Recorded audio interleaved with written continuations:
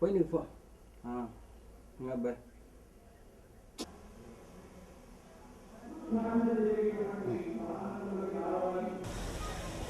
కార్యక్రమానికి కాలాతీతం కాకుండా వచ్చినటువంటి ప్రతి ఒక్క అయ్యప్ప స్వాములందరూ కూడా ఈ ప్రాంగణంలోకి రావాల్సిందిగా మరి కోరుతున్నాం.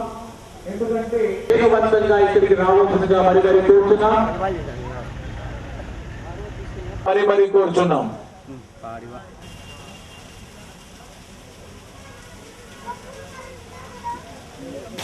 అయ్యప్పలందరూ కూడా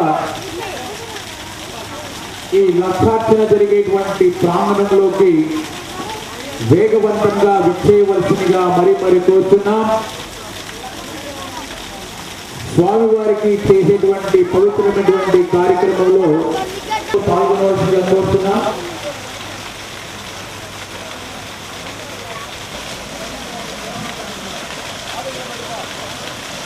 నాలుగు చక్రాలైనటువంటి వాహనాలు కానీ ఆలయానికి కొంతకాలాంతీతం తర్వాత అంతరాయం కలగకుండా ప్రాంగణంలోకి చేరుకోవాల్సిందిగా మరి కోరుతున్నాం.